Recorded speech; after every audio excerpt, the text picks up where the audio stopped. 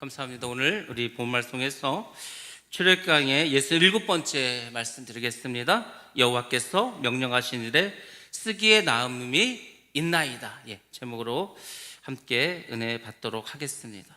오늘 말씀은 이제 하나님의 전을 건축하는 이 사람들에 대해서 쭉 이야기가 나옵니다. 하나님은 하나님의 전을 짓기 위해서 사람을 부르셨겠죠. 근데 그 사람들에게 지혜를 주시고 총명을 주십니다. 그리고 재능도 주시고 공교한 능력을 주십니다. 그리고 하나님의 영을 그들에게 부어줍니다. 그래서 성막이라고 하는 하나님을 만나는 그 하나님의 집을 짓는 역사로 그들을 섬기게 합니다.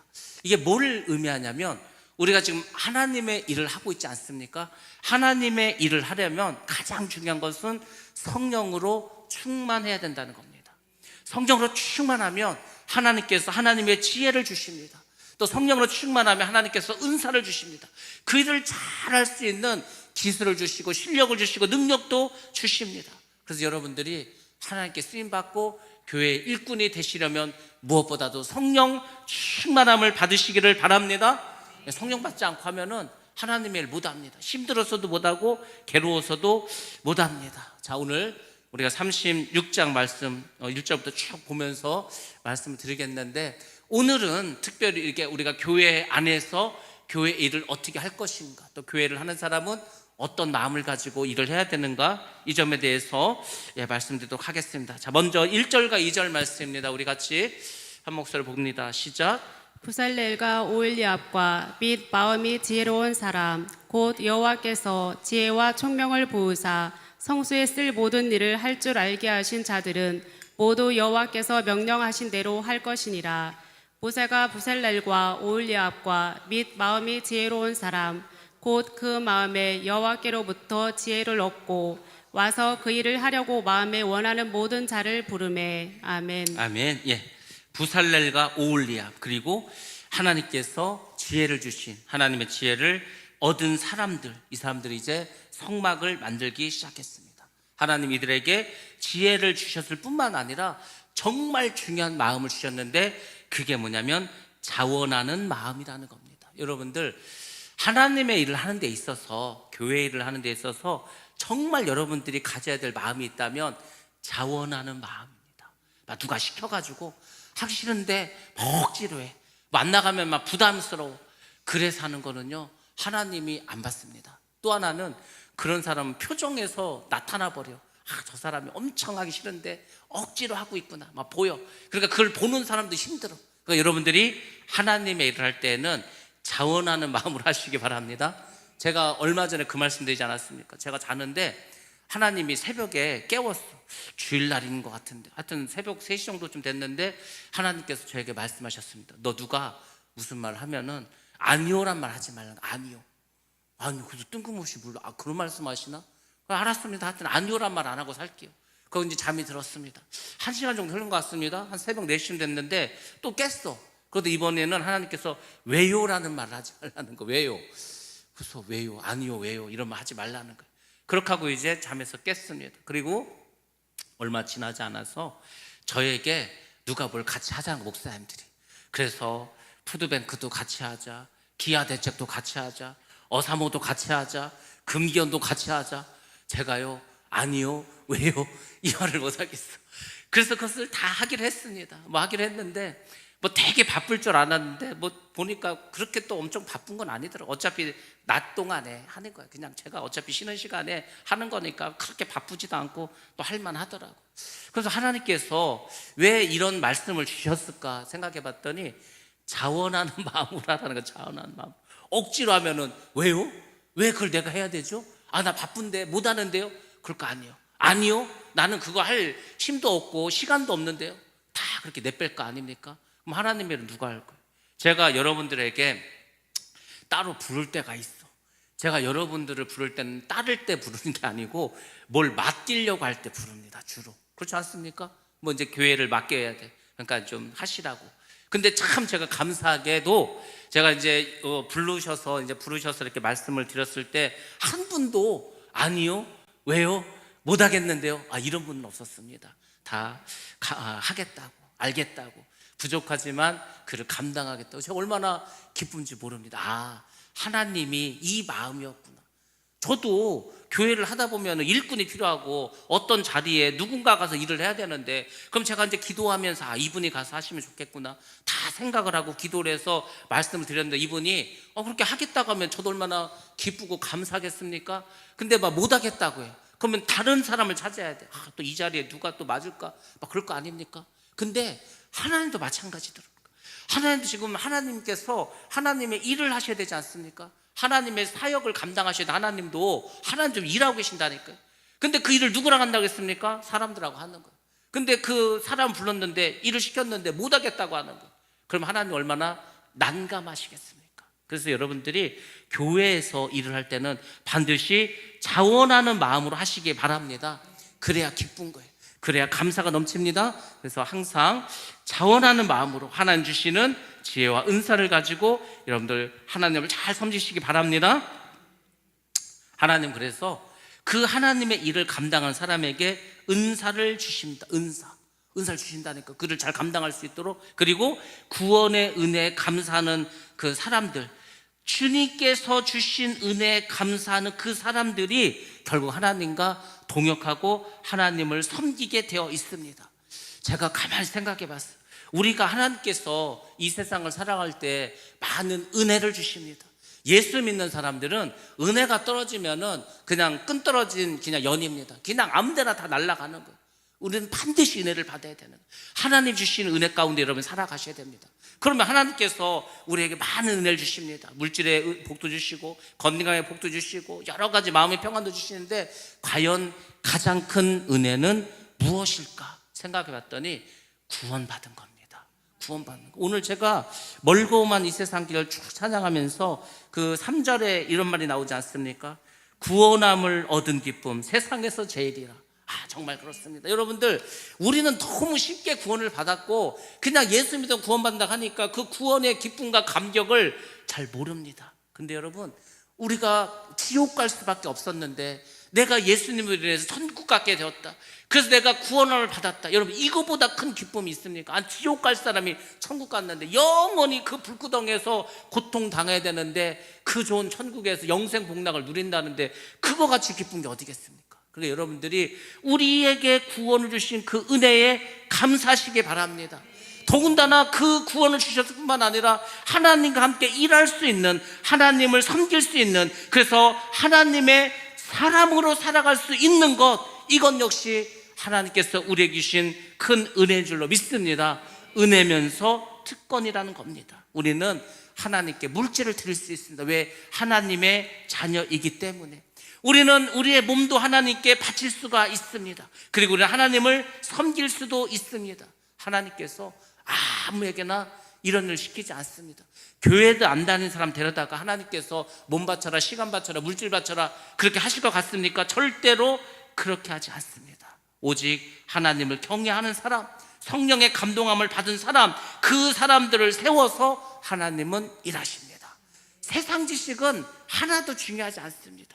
세상에서 내가 잘나고 못나고 하나도 중요하지 않습니다. 오직 하나님을 사랑하는 그 마음만 있으면, 자원하는 마음만 있으면 하나님께서 그 사람을 기쁘게 사용하실 줄로 믿습니다. 자, 3절과 7절 말씀, 오늘 본문 말씀인데 다시 한번 우리 한번 보겠습니다. 시작.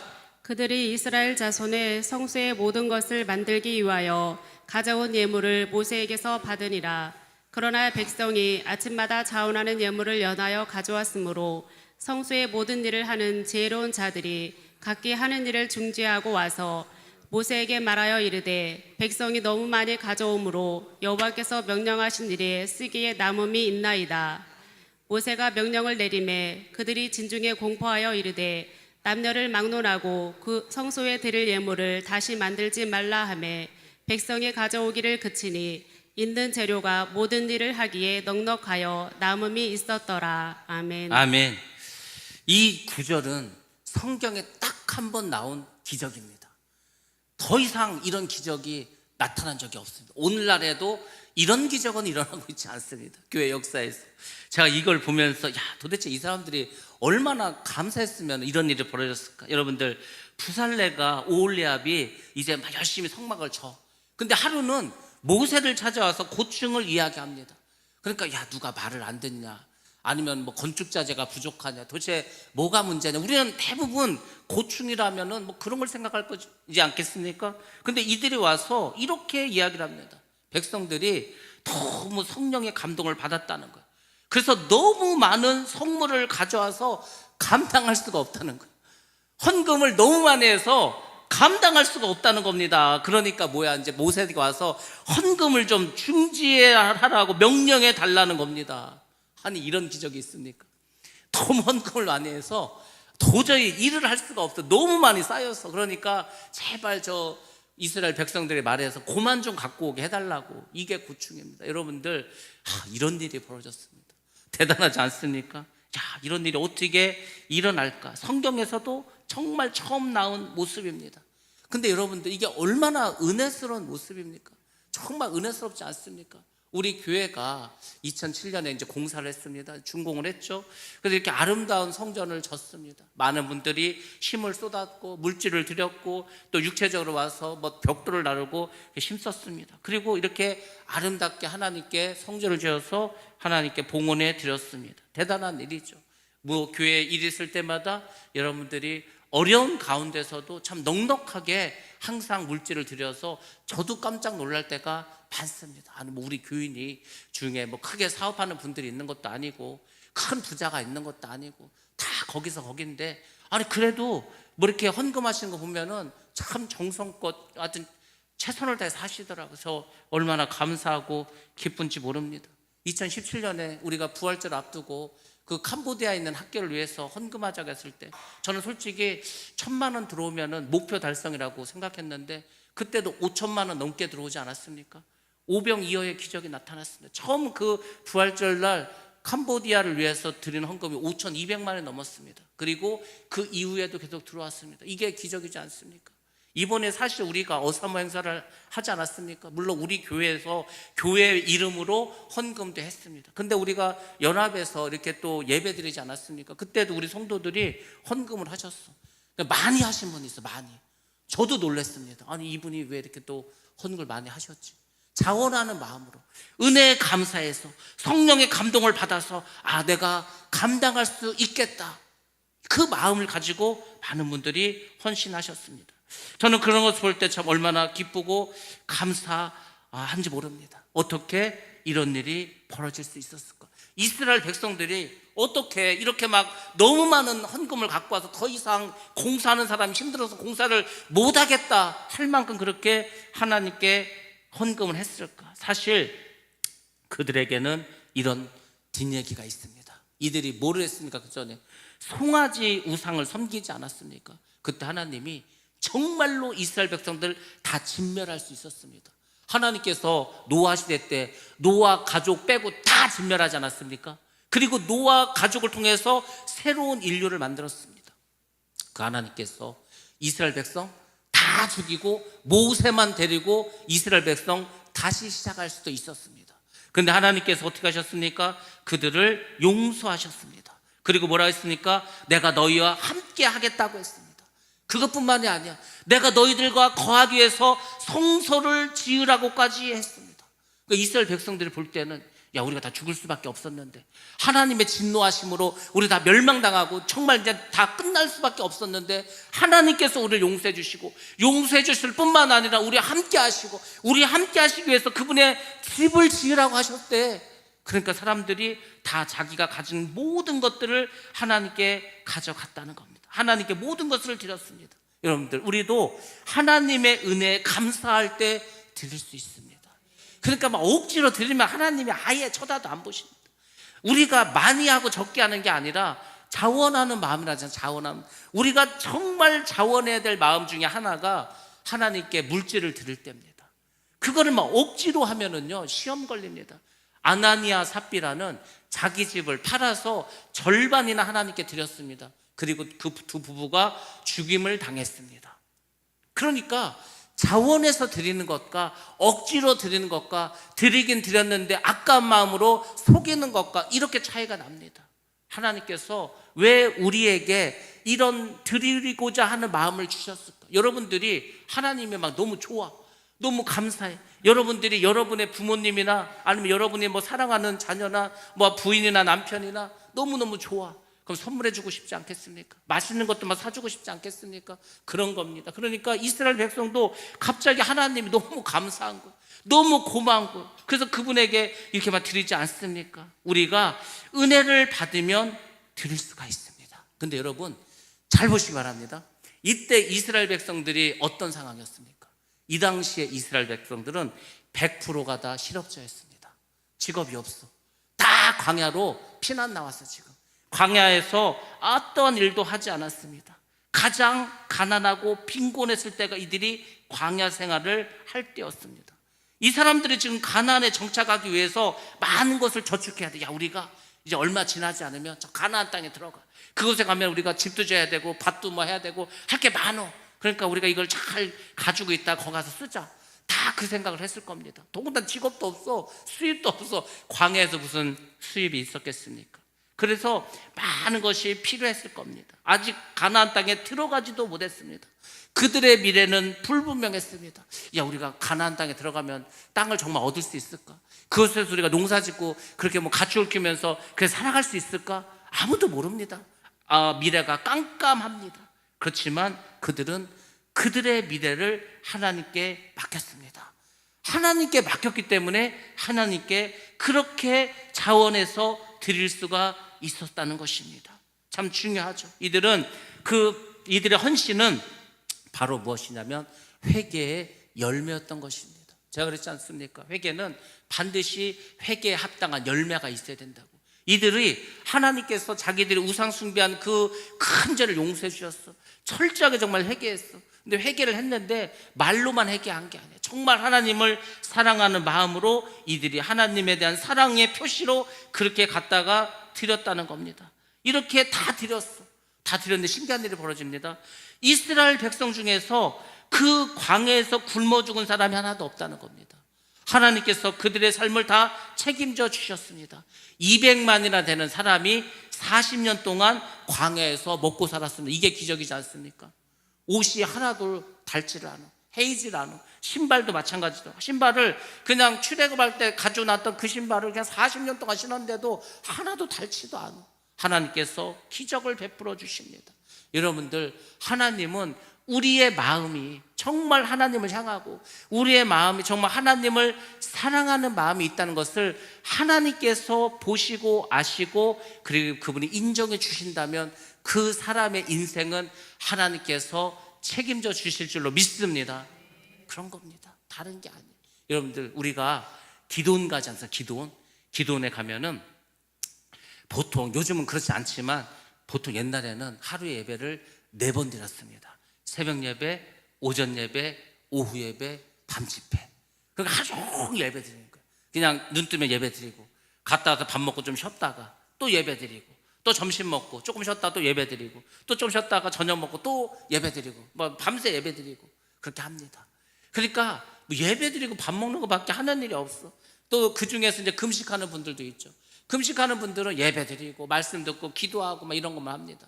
근데 여러분들, 그렇게 사는 게 어떨 것 같습니까? 힘들 것 같습니까? 고통스러울 것 같습니까? 괴로울 것 같습니까? 그렇지 않습니다. 그렇게 하면은 모든 생각을 하나님께만 집중할 수 있습니다. 여러분이 지금 왜 괴롭고 힘든지 아십니까? 하나님은 내 마음속에 다 빠져나가고 세상 것들만 가득 찼어. 마귀가 주는 말로 가득 찼어. 마귀가 주는 생각으로 가득 차버렸어. 그러니까 짜증나고 뭐 원망불평밖에 없고 뭐 이렇지 않습니까? 근데 기도원 가서 회개하고 기도는 안 가더라도 교회 와서 여러분들이 틈만 나면 교회 와서 기도하고 하루에 4번씩 와서 한번 기도해보고 예배 드리기 바랍니다. 여러분의 삶이 어떻게 변하는지. 제가 오늘 4번째 예배 드리고 있습니다. 새벽 예배와 그리고 또 뭐죠? 달인 예배와 하간 예배와 수요 저녁 예배. 근데 하나도 안 피곤해. 그냥 예배 드리는 것 자체가 너무 감사합니다. 야, 하나님, 내일도 한번 4번 예배를 한번 드려요. 우리 그냥 뭐 새벽 예배 드리고 오전 예배 드리고 오후 예배 드리고 밤 예배를 매일 한번 한 일주일만 해보시면 어떨까? 예, 아마 여러분 삶이 변화될 겁니다.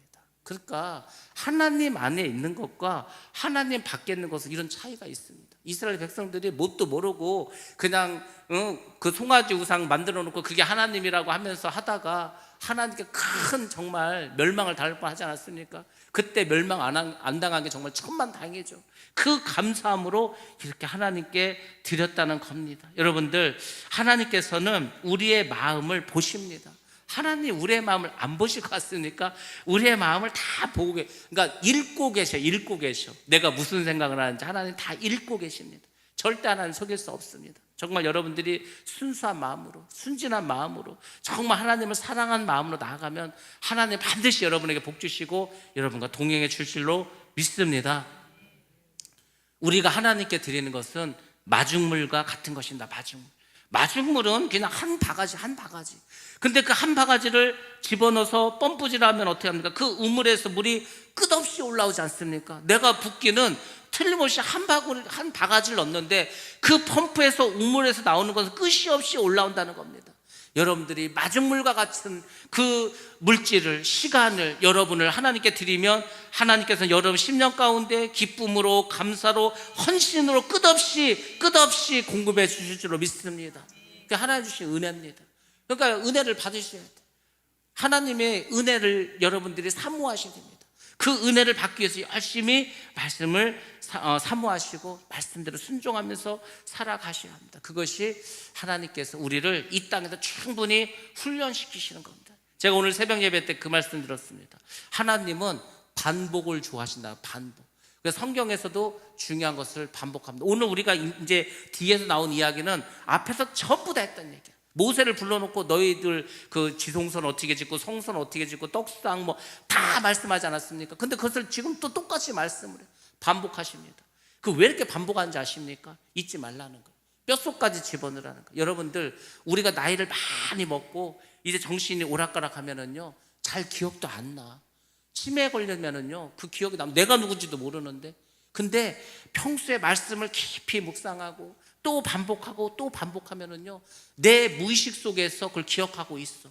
그래서 내 의식으로는 하나도 말씀 생각나지 않지만 내 입에서 말씀이 나가는 겁니다. 그러니까 그렇게 하라는 거야. 그래서 하나님께서 뭐라고 했습니까? 하나님의 말씀 이마에 붙이래, 이 손목에 묶고 다니래. 항상 뭐 들어가고 나가고 말씀을 막 묵상하라는 거야. 왜 그러겠습니까? 그렇지 않으면 세상 생각이 들어오는 거야. 마귀가 가만두지 않는다는 겁니다. 그래서 여러분들, 항상 하나님께서 우리에게 계속해서 주시는 말씀, 계속해서 반복해서 행하라는 그 말씀들, 그렇게 오늘도 살고 내일도 살고 내일 모레도 살고 그 사시기 바랍니다. 천국 가서도 맨날 똑같이 사는 거예요. 재미없을 것 같죠? 아닙니다. 그것이 기쁨이고 그것이 감사입니다. 예, 우리 8절부터 13절 말씀 보겠습니다. 시작. 일하는 사람 중에 마음이 지혜로운 모든 사람이 열폭 휘장으로 성막을 지었으니 곧 가늘게 꼰 배실과 청색, 자색, 홍색 실로 그룹들을 무늬 놓아 짜서 지은 것이라. 매 폭의 길이는 28규빗, 너비는 4규빗으로 각 폭의 장단을 갖게 하여 그 5폭을 서로 연결하며 또 그 5폭을 서로 연결하고 연결할 끝폭 가에 청색 고를 만들며 다른 연결할 끝폭 가에도 고를 만들되 그 연결할 한 폭에 고리 심계를 달고 다른 연결할 한 폭의 가에도 고리 심계를 달아 그 고들이 서로 대하게 하고 금 갈고리 심계를 만들어 그 갈고리로 두 휘장을 연결하여 한 막을 이루었더라. 아멘. 아멘. 우리가 앞에서 다 했던 거죠. 성막에는 크게 휘장이 2개가 있습니다. 성소로 들어갈 때 하나가 있고 그 성소에서 지성소로 들어갈 때 또 큰 이런 회막이 있습니다. 휘장이 있습니다. 그러니까 이제 일하는 사람들 중에서 정말 하나님이 지혜를 주신 사람들, 그게 우리가 그때도 말씀드렸지만 도대체 그때 뭘로 이걸 만들었어? 실을 일일이 다 꽈야 되는 겁니다. 색깔별로. 거기다 무늬도 넣어야 돼. 무늬도. 이게 무슨 뭐 직물기가 있는 것도 아니고 도대체 그 사람의 손으로 어떻게 했는지 몰라. 그러니까 하나님께서 그 일을 할 수 있도록 공교한 재능을 주셨다니까, 그 사람들에게. 그 힘들고 어려운 일을 이 사람들이 다 실을 꽈서 전부 다 만들어낸다는 것입니다. 참 대단하죠. 그래서 열폭 휘장으로 이제 성막을 짓습니다. 거기다 실과 고리를 다 연결을 합니다. 무늬도 집어넣습니다. 그래서 이 성막은 하나님에 대해서 경외심을 갖게 하기 위해서, 함부로 막 하나님께 가는 게 아니에요. 막 그때는요, 뭐 지성소 뭐 아무나 못 들어갑니다. 지성소는 대제사장이 대속죄일에 1년에 딱 한 번 들어갑니다. 대제사장도 아무나 들어가는 게 아니에요. 성소도 제사장이 아니면 들어가지도 못합니다. 일반 그냥 그냥 이스라엘 백성들은 그냥 성전 뜰밖에 못 들어가는 거예요. 아무나 들어가는 곳이 아니라는 겁니다. 그렇게 회막이 있었고 하나님께서 그곳에 계시고 하나님의 경외심을 갖게 하셨습니다. 근데 예수님께서 그 하나님에 대한 경외심을 갖고 어떻게 했습니까? 십자가에서 죽으셨습니다. 예수님 그분도 하나님에 대한 경외심을 가졌다니까요. 그리고 십자가에서 죽지 않습니까? 순종하고. 그게 아니라면은 뭐 십자가 안 지고 도망갈 수도 있었다니까요. 근데 예수님도 하나님에 대한 철저한 경외심이 있었어. 그래서 십자가에서 죽으셨습니다. 십자가에서 죽으셨을 때 무슨 일을 보셨습니까? 이 성막의 휘장이 찢어졌다는 겁니다. 위에서 아래로 찢어졌다는 거죠. 하나님께서 찢으셨습니다. 그래서 우리가 예수님 안에 있으면 이제 하나님께 진정한 경외심을 가지고 나아갈 수가 있는 겁니다. 그러니까 여러분들이 하나님께 이렇게 자유롭게 나오지 않습니까? 자유롭게. 히브리서에 보면 하나님께 나오는 자는 어떻게 그랬습니까? 하나님께 나온 자는 반드시 그가 계신 것과 또 그를 찾는 에게 상 주시는 이심을 믿어야 할지니라. 여러분들 오늘 하나님께 나올 때 하나님께서 정말 살아계시고 하나님께서 역사하신다는 그 믿음을 갖고 나오셨습니까? 하나님의 말씀대로 살면은 하나님께서 상 주시는 것을 믿고 나오셨습니까? 예, 그게 믿음의 사람입니다. 그러니까 그 믿음이 다른 게 아니야. 그걸 믿는 거예요. 그냥 믿고 여러분의 삶 가운데서 그대로 살아가는 겁니다. 믿음은 다른 게 아니라니까. 그냥 말씀대로 그냥 그대로 살아가는 거예요. 그대로 살아가는 것이 믿음이라는 겁니다. 자, 14절과 19절에는 성막의 덮개에 대해서 나옵니다. 우리가 성막의 덮개도 그때 다 말씀을 드렸는데, 자, 다시 한번 보겠습니다. 14절과 19절 말씀 시작. 그 성막을 덮는 막 곧 휘장을 염소털로 만들되 11폭을 만들었으니 각 폭의 길이는 30규빗 너비는 4규빗으로 11폭의 장단을 갖게 하여 그 휘장 5폭을 서로 연결하며 또 6폭을 서로 연결하고 휘장을 연결할 끝폭 가에 고리 심계를 달며 다른 연결할 끝폭 가에도 고리 심계를 달고 녹가리고리 심계를 만들어 그 휘장을 연결하여 한 막이 되게 하고 붉은 물들인 수장의 가죽으로 막의 덮개를 만들고 해달의 가죽으로 그 윗덮개를 만들었더라. 아멘. 아멘. 예. 이제 이 성막을 덮개로 덮습니다. 뭐 비가 들어가서도 안 되고 하니까. 그래서 여러 개로 덮습니다. 염소 털로 된 거, 양 털로 된 거, 해달 가죽. 그래서 해달 가죽은 이제 방수가 되니까 가장 바깥에다가 합니다. 그리고 검은색으로 되어 있죠. 이게 이 성막 안에는 뭐 금으로 되어 있으니까 또 불을 켜놓고 향도 피워놓으니까 굉장히 그래도 안에는 아름답습니다. 근데 겉에서 볼 때는 그냥 텐트야, 텐트. 검은색 천으로 그냥 덮어버린 텐트에 불과합니다. 정말 볼품이 없죠. 근데 이 성막은 다 뭘 상징한다 했습니까? 예수님을 상징한다고 하지 않았습니까? 그렇습니다. 이게 예수님께서는 겉으로 볼 때는요 정말 볼품이 없어. 성경에서 예수님을 뭐라고 이렇게 말씀하셨냐면 마른 땅에서 나온 덩굴 같다고 했습니다. 여러분들 마른 땅이야, 마른 땅. 그나마 비라도 많이 오고 하면은 이파리가 푸르르고 막 풍성할 텐데 마른 땅에서 나온 뭐라고 했죠? 덩굴. 그러니까 이게 뭐 삐쩍 말랐지 않겠습니까? 색깔도 막 이상하지 않겠습니까? 그러니까 정말 예수님은 볼품이 없어. 여러분들 혹시 인터넷이나 이런 곳에서 성경에서 말씀하신 것을 기초로 해서 예수님의 그 얼굴을 그린 그 그림 보신 적 있습니까? 우리가 막 성화로 보는 거는 그래도 잘생겼어, 멋있어, 영화배우 같아. 근데 여러분 그 성경에 있는 그대로 예수님의 얼굴을 보면은요 기절합니다. 아, 이분을 과연 예수님이라고 우리가 할 수 있을까 할 정도로 실제로 그렇다니까. 그러니까 예수님께서 이 땅에 오셨을 때 유대인들은 절대 예수님을 그 메시아로 인정하지 못했어. 야, 저렇게 뭐 삐쩍 마르고 생긴 것도 영 아닌데 어떻게 메시아고 하나님의 아들이고 그랬다니까요. 그러니까 예수님께서 뭐라 하겠습니까? 사람을 겉모양으로 판단하지 말라고 하지 않았습니까? 우리가 이 사람을 겉모양으로 판단하는 것은 세상적인 가치관입니다. 마귀의 가치관입니다. 하나님은 사람을 외모로 판단하지 않습니다. 그 사람의 중심을 보신다. 중심. 그러니까 여러분들 중심을 하나님께 드리시기 바랍니다. 하나님이 보시는 건 중심이라니까 다른 걸 안 본다는 겁니다. 예수님은 그렇게 겉으로는 흠말 아름다운 것이 하나도 없습니다. 그렇지만 우리를 위해서 희생하시고 우리를 구원해 주신 그 모습은 정말로 아름답습니다. 아니 그분이 어떻게 그런 일을 했을까? 저는 지금도 잊지 못하는 분이 있습니다. 그 미얀마 갔을 때 그랬다고 하지 않았습니까? 미얀마에 갔는데 저 막 해발 한 2,000m 되는 하카를 갔는데 토요일날 이제 제가 말씀을 전해야 돼, 저녁에. 근데 토요일날 오전에 우리가 있는 그 숙소에, 게스트하우스에 어떤 분이 오셔서 밖에서 막 소리가 나. 근데 이제 뭐 나와보라고 잠깐 나가봤더니 진짜 검은색 뿔테 안경에 키도 작어, 삐쩍 말랐어. 그게 막 검은색 그 뿔테 안경에 눈도 작어, 아주 왜소하게 생긴 분이요. 근데 이분이 한국말을 좀 하더라고. 그래서 그분 말씀이 뭐냐면은 자기가 원래 한국에서 있다가 이제 작년에 왔다는 거. 여기가 고향인데, 그래서 이제 한국에서 손님이 목사님들 오셨다 그래서 반가워서 인사를 왔다는 거예요. 그래서 그러냐고 이제 그렇게 하고 이제 저는 이제 방으로 들어갔습니다. 근데 나중에 이제 그분에 대해서 얘기를 듣고 보니까 세상에요, 그분이 한국에서 자그만 지 19년을 있었어. 한국에 19년 주는 그런 비자가 있습니까? 3년짜리밖에 없지. 그러니까 전부 다 이분은 그냥 뭐로 있었다는 거. 그러니까 불법 체류자죠. 불법 체류자. 불법 체류하면서 뭘 했냐, 이분이 이제 구루공단에서 일을 했어. 일을 하다 보니까 이분들은요 다 이제 예수를 믿는 사람들이에요. 거기는. 그래서 예수를 믿으니까 교회가 필요한데 교회가 없어. 그래서 이분이 자기가 벌어놓은 돈과 교회에서 은행에서 융자를 내 가지고 그 땅을 조그맣게 삽니다. 땅을 사. 그래서 이제 그 땅값을 막 갚는 거예요. 땅값을 거의 다 갚았어. 그러면 땅만 있으면 됩니까? 교회를 또 져야지. 그래서 또 이분이 또 융자를 내고 돈을 빌리고 모은 돈을 해가지고 교회를 짓기 시작합니다. 그래서 이분이 한국에 와가지고 한 일은 땅 사고 교회 진 거밖에 없어. 근데 그게 몇 년 걸렸다고 했습니까? 예? 19년 20년 가까운 시간을 하나님께 드린 거 여러분 같으면 할 수 있습니까? 그건 목사님이 아닙니다. 선교사님도 아니에요. 집사님이에요. 아주 보잘것없는 볼품없는 분이요.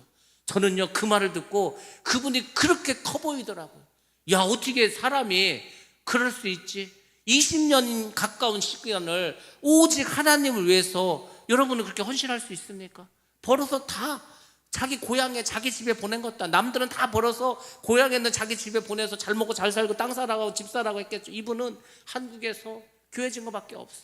그 빚을 다 갚고 작년에 들어왔다는 거예요. 세상에 여러분들 그런 겁니다. 저는요 그분을 하나님께서 얼마나 기뻐하실까, 그분을 얼마나 하나님께서 사랑하실까.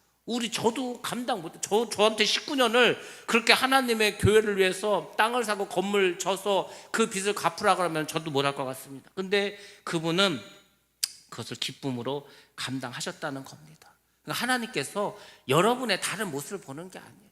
뿔테 안경을 썼던, 왜소하던, 삐쩍 말랐던, 볼품이 없던 그것이 아니라는 겁니다.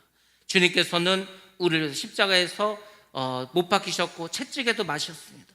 우리를 구원하신 그 주님의 모습, 겉으로는 보잘것없지만 정말 우리를 사랑하는 그 모습은 청색실과 홍색실과 자색실과 배실과 같이 아름다운 줄로 믿습니다. 그 안에는 아름다운 실로 다 지금 이 천을 짜지 않았습니까? 겉에는 막 보잘것없는 것 같아도 예수님이 바로 그런 분이셨다는 겁니다. 자, 그 다음에 성막의 널판에 대해서 말씀해 주시는데 굉장히 깁니다. 이 널판에 대한 이야기, 우리가 바닥 은으로도 하고 금으로도 하고 했던 그 널판 있지 않습니까? 자, 20절부터 30절 말씀입니다. 같이 보겠습니다. 시작.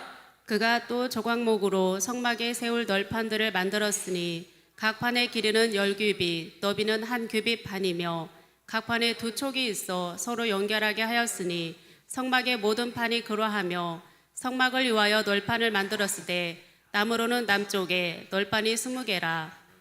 그 20개 널판 밑에 은받침 40개를 만들었을 때 곧 이 널판 밑에도 2받침이 그 2촉을 받게 하였고 저 널판 밑에도 2받침이 그 2촉을 받게 하였으며 성막 다른 쪽 곧 북쪽을 위하여도 널판 20개를 만들고 또 은 받침 40개를 만들었으니 곧 이 판 밑에도 받침이 2이요 저 판 밑에도 받침이 2이며 장막 뒤 곧 서쪽을 위하여는 널판 6개를 만들었고 장막 뒤 2 모퉁이 편을 위하여는 널판 2개를 만들되 아래에서부터 위까지 각기 2겹 두께로 하여 윗꼬리에 이르게 하고 2 모퉁이 쪽을 다 그리하며 그 널판은 8개요 그 받침은 은받침 16개라.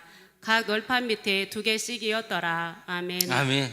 여러분들 그때 우리 예전에 배웠던 거 생각이 납니까? 예, 생각나요? 예, 뭐 우리가 꽤 됐죠. 이제 몇 달 전에 이제 쭉 이렇게 제가 사진도 보여드리면서 말씀을 드렸는데, 널판을 이렇게, 그러니까 이제 뭐 텐트니까 뼈대가 있어야 될 거 아닙니까? 그 뼈대를 쭉 세웠다는 겁니다. 그 널판은 하나님이 계시는 성소와 그 바깥의 외부를 구별해 주는 곳입니다. 그래서 하나님이 계신 곳을 거룩하게 하는 겁니다. 이것은 뭐냐면 성전은 세상과 구별된 곳이라는 겁니다. 우리는 하나님의 사람이지 않습니까? 하나님의 사람들은 세상과 이 우리의 삶 가운데에서 널판을 세워야 됩니다.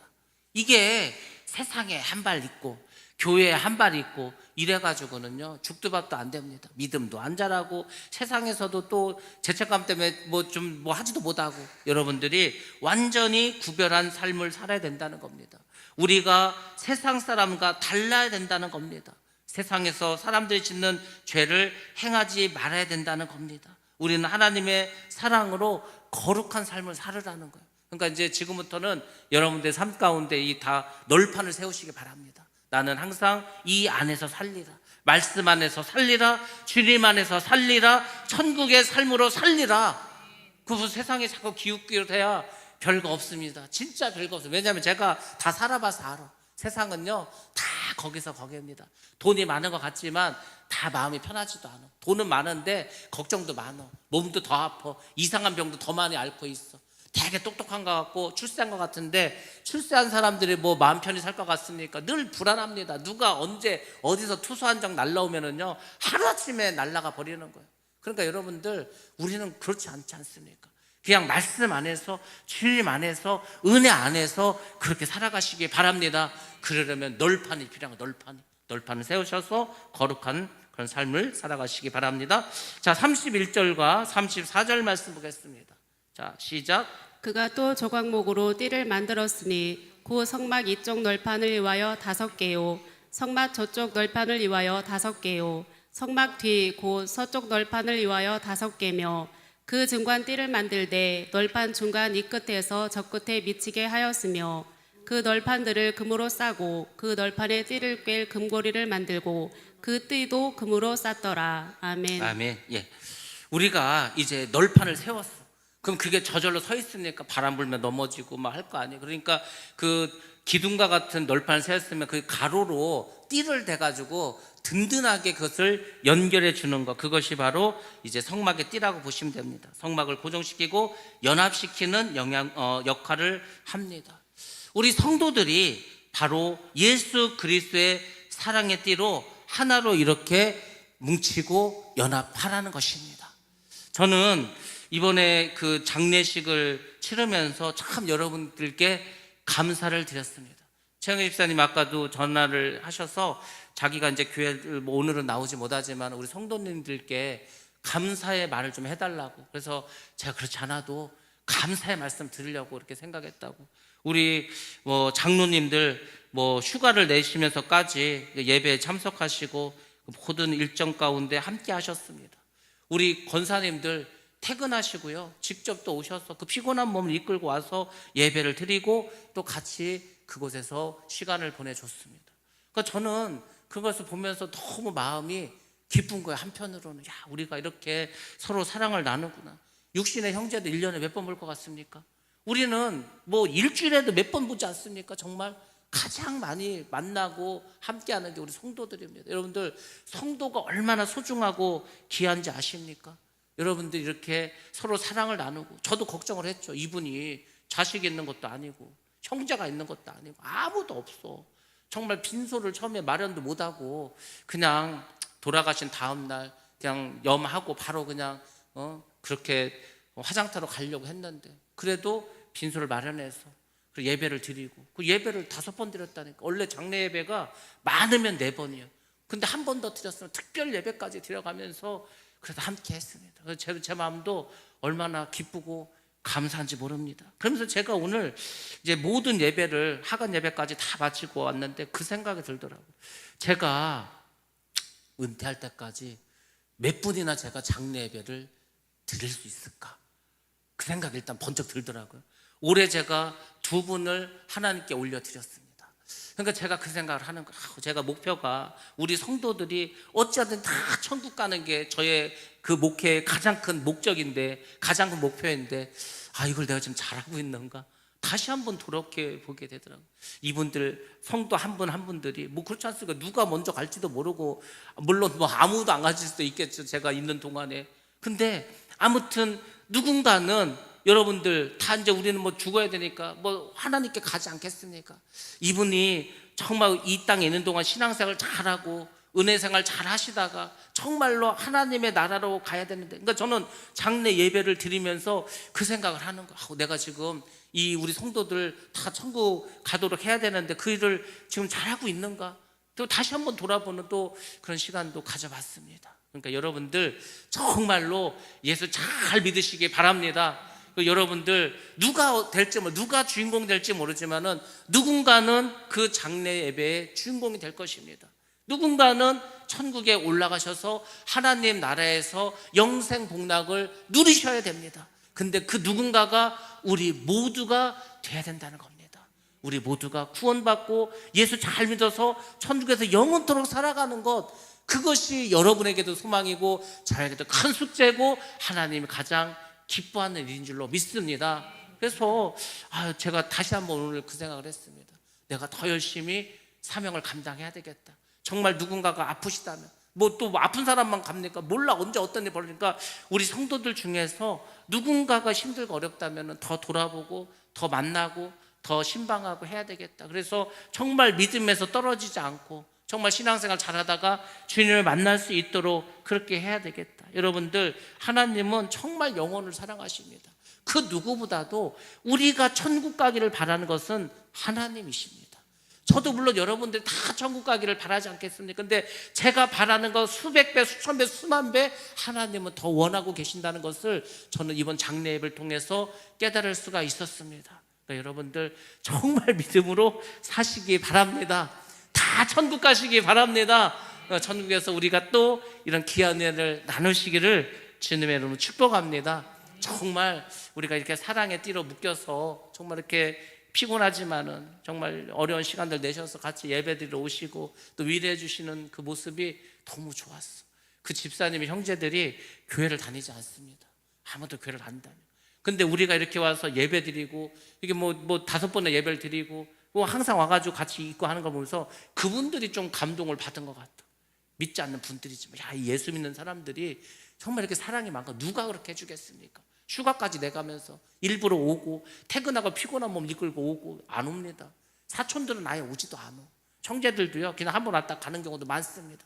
근데 우리가 그래도 하나님의 주신 이 은혜와 사랑으로 섬기지 않았습니까? 그것을 볼 때 얼마나 저가 기쁘고 감사한지 모릅니다. 아무튼 여러분들 이 성도의 사랑을 평소에도 잘 서로 이렇게 나누시기 바랍니다. 사랑은 자꾸 나누는 거예요. 사랑은 내가 누군가를 사랑도 하고 누군가의 사랑도 받고 그러면서 살아가는 겁니다.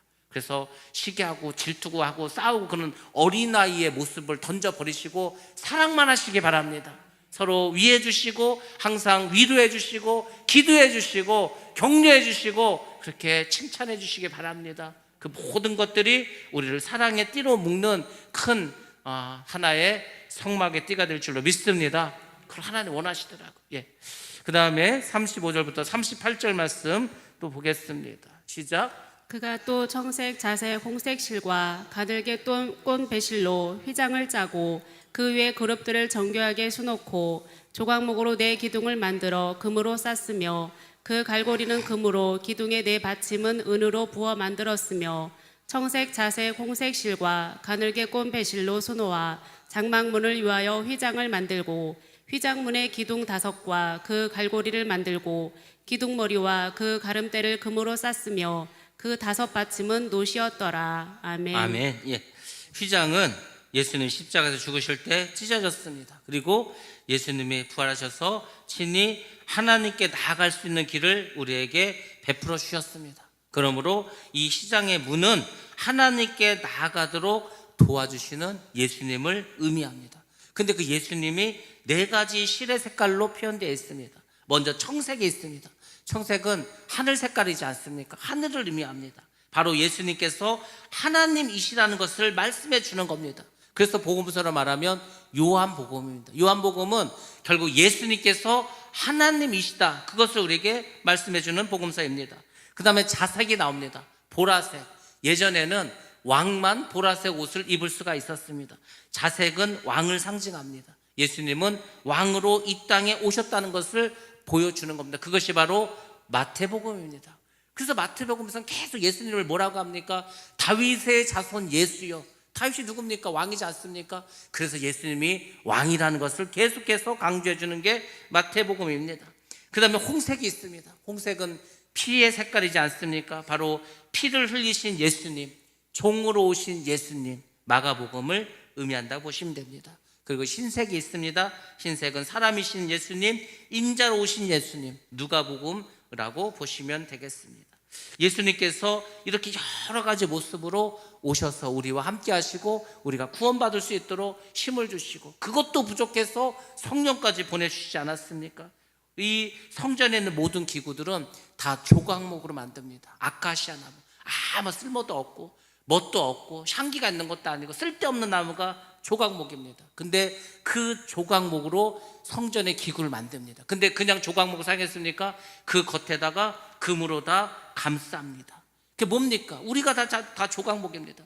조각목과 같이 비틀어지고 가시 나 있고 아무 쓸데없는 우리를 예수님으로 옷 입혀서 우리를 사용해 주시는 것이 않습니까? 그래서 감사라는 거예요. 그래서 구원해 주시고 우리를 사용해 주신 그 하나님의 은혜에 우리는 감사할 줄로 믿습니다.